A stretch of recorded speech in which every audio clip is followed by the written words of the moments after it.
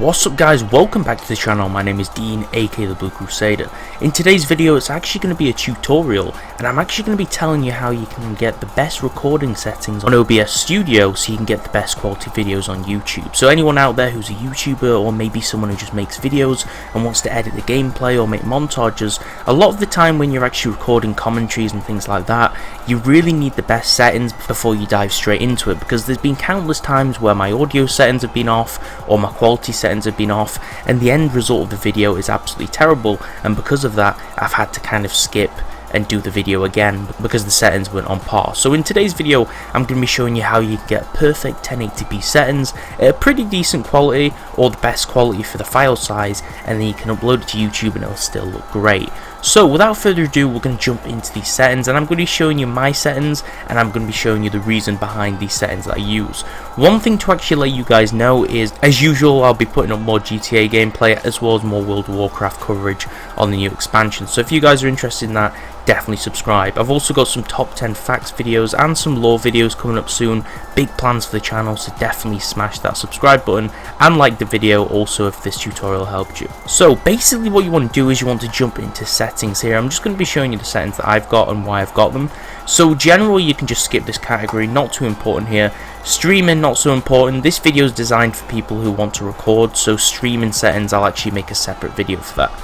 So we want to jump ahead into output, and obviously over here you want to go to recording. So most of the time at the top here, when you just download it, the output mode will be in simple. You want to switch this up to advanced, because advanced is where you're going to get most of the beefy settings in this software, so you can actually customize it and make everything look better. The next thing is the recording path. This isn't really too important, but I made my own custom folder in OBS footage inside the videos subdirectory. You can also click browse to actually change this if you want to. I would recommend changing it so you know exactly where they're being saved to, but by default I'm pretty sure it saves it to just your videos folder. The next thing is the recording format. Now if you want really good audio, you're gonna have to have MP4 as your recording format. The reason for this is MP4 actually supports multiple audio tracks, and we'll get on to that later.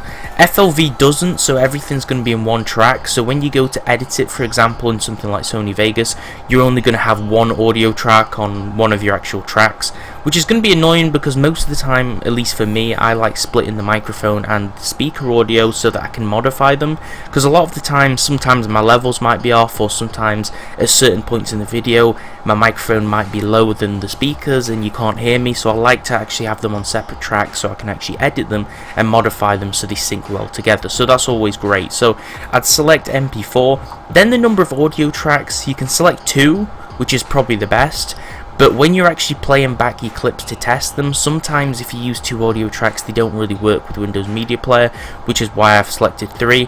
This is a huge problem, but usually when you pull them into the editing software they still do work and have the audio there. But if you want to follow the tutorial, I'd recommend just going for 3, because it does add another audio track, but you can always remove it in post really easily. Then you want to go down into Encoder. Now this really depends on how powerful your PC is. I have a quad core, I think it's a 3.6 GHz, so it's not really too bad, it's quite good, and it's an Intel processor. But I don't want to waste most of my CPU power whilst I could be using that to actually play the game, because a lot of games nowadays they use CPU codecs, or they prioritize your CPU when running the game rather than your GPU. So what we can do is we can actually use NVENC codec, which is a H.264 codec, and we can actually use that to take some of the power from our GPU and take the pressure off the CPU and actually record with that. So this prioritizes your GPU. One thing to note is you won't actually see this option if you don't have an NVIDIA graphics card, because this is an NVIDIA option. The software Shadowplay, which is another recording software, uses the exact same thing by NVIDIA, but if you have a different graphics card like an AMD, you're not going to be allowed to use this feature. Then we can go to Rescale Output. You don't really need this as long as you set the right settings later in the video tab, which I'm going to show you. And then rate control. So it's really confusing here. I did actually look at a few different guides when I was actually doing this originally, because it will originally be on CBR. Some people change it to lossless so the video is crazy quality, but the file size is going to be an absolute joke, especially if you record something that's like 20 or 30 minutes. The file size at the end as the end product is going to be absolutely crazy, so you want to leave this on CBR. You can try VBR and CQP, but I haven't really tried those, so I'd recommend staying on CBR. Now the default bitrate is actually going to be 3500, so CBR is always great. Like I said, 3500 is really not very good. I'd recommend changing this to 50,000. A lot of people recommend around 40,000 to 50,000 for this, and this has worked really well for me. The quality is definitely improved. I would recommend just leaving this on 50k or changing it if it's on 3500, because the quality of the output of the video is a lot better than 3500. I think 3500 is too low. You could kind of go halfway in between and maybe get 25k. That would probably still look great, but I'd really recommend going for 50.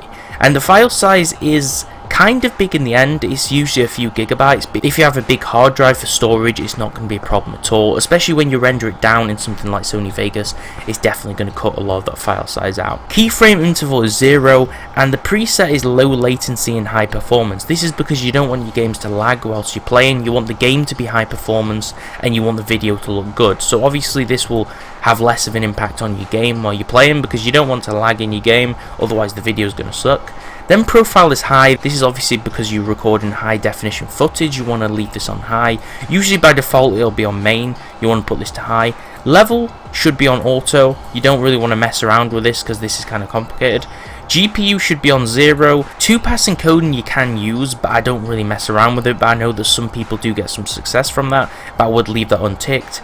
GPU should be set to 0 unless you've got multiple GPUs. Then you really want to find out which GPU you're recording with and which numbers encoded to that, which you can obviously find on the internet. If you Google, that's obviously a separate guide, but by default it should be 0, and that should use your primary graphics card fine. Now B-frame should be set at 2. Not really sure what they do, but it's recommended they are set at 2, so I would leave that, and then you can just click apply. Then we want to move on to audio. So audio is really important. If you've got very bad quality audio, your video is going to suck. Now, to record this tutorial, I'm using a different screen recorder software, so the settings on this aren't going to be as great, the audio is not going to be as good, but for my normal videos I prioritize high quality audio in OBS. And what you want to do is, you only need to worry about the 3 different tracks that we set earlier. If we're going to record and we set 3 different audio tracks here, you only want to worry about those tracks, which is 1, 2 and 3, but you can also set the other ones just in case you use them in the future. But by default it will usually be on 128, and I have taken the liberty to put them all onto 320 because we really want that best quality audio. Now 320 and 256, 288, they won't really make too much difference, but we're going to be editing the video at the end and we're going to render it out, so the file size is going to be less anyway, but we really want to retain audio quality here, guys. That's all it is for the output settings. That is our output settings. Then for the audio, what we want to do is we want to put the sample rate on 44 kHz. Now I would recommend also putting on 48 kHz for better quality. The only problem with this is it doesn't really seem to work with the audio tracks that we've selected, but if you want to go for the 2 audio tracks like we mentioned before, you can always set it to 48 kHz and the quality will be better. The next thing what you want to do is you want to select stereo for the channels, because this makes everything sound better and it will add support for double headphone setups. Then desktop audio device, it will give you a list of different devices. I would select default as long as you have the default device selected in your Windows sound options. Otherwise I'd select the specific device you want the audio to be playing through, although you have to remember that if this isn't your default device on Windows, audio won't be playing through it anyway. Then desktop 2 can be disabled. Mic device should be your primary mic. As you can see, I've got a webcam microphone and a Blue Snowball microphone. Now on default I have selected the Blue Snowball as my default device, but originally when I first installed my webcam it put the webcam as the default device in the default recording device, and the problem with this is OBS was on default too, so I actually selected my webcam microphone and the quality wasn't as great. So for this reason you can specifically select the right microphone here rather than going with default, because it's less riskier. So we have a Blue Snowball and we have our speakers and everything is fine in that regard. So now we're going to move on to video. This is what I said before. This is why you don't need to enable Rescale Output over on the output section. On the recording section we said that there's actually a Rescale Output setting here, which we don't really need. If we go into video, you want the base canvas to be on 1920 by 1080, which is obviously 1080p, and you want the output scale resolution to be on 1080p as well. Now this output scale resolution doesn't matter because this is only enabled if you have Rescale Output enabled.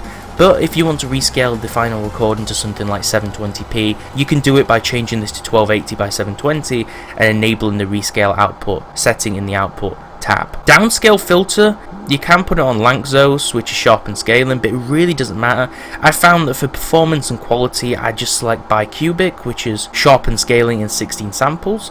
And then FPS values really depends on what your recording needs to be. Now, I've always uploaded in 30 FPS because on my old computer I had problems playing 60 FPS videos on YouTube, and I know that a lot of people don't always have higher tier video cards or PCs or CPUs, so I want my videos to be available for the most widest audience possible. Although a lot of people do upload in 60 FPS nowadays, I want to allow my videos to be available for everybody so that obviously I can grow my channel more. But for people who want the higher quality, I definitely select 60 FPS up here, but for me 30 FPS is definitely preferable.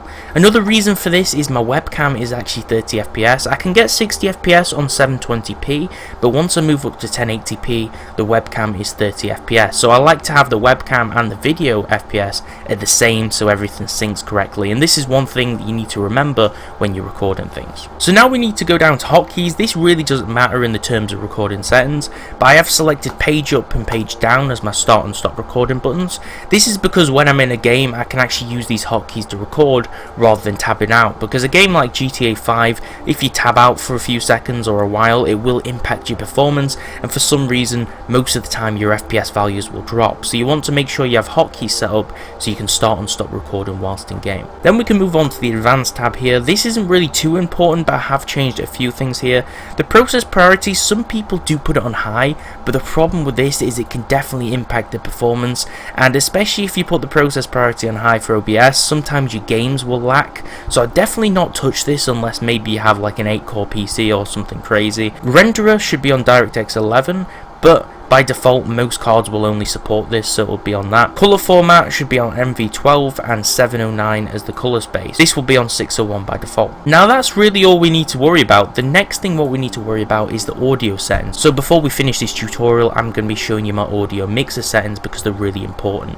Especially since we selected 3 audio tracks, we've got to set them up appropriately to support these tracks. Down here we can see we have different levels. We have our desktop audio and we have our mic.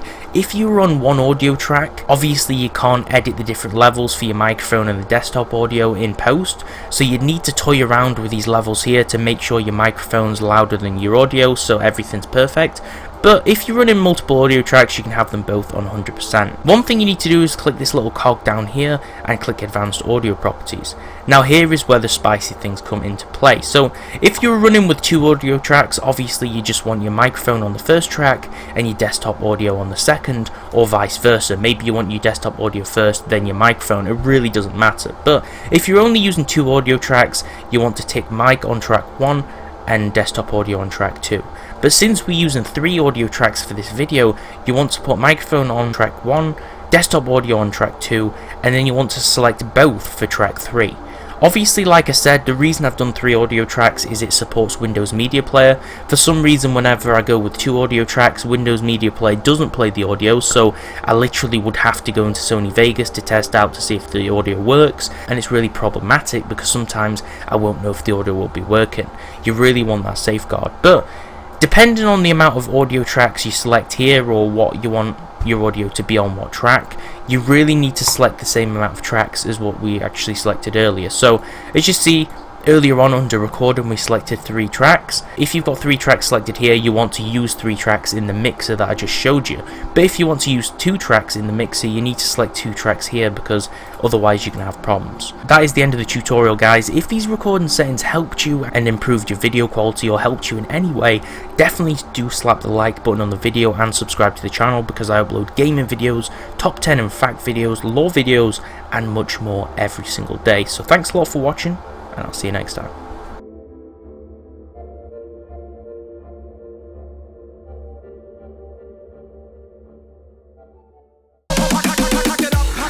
Let me begin. I came to win. Battle me, that's a sin. I won't tell a sucker. Punk, you better back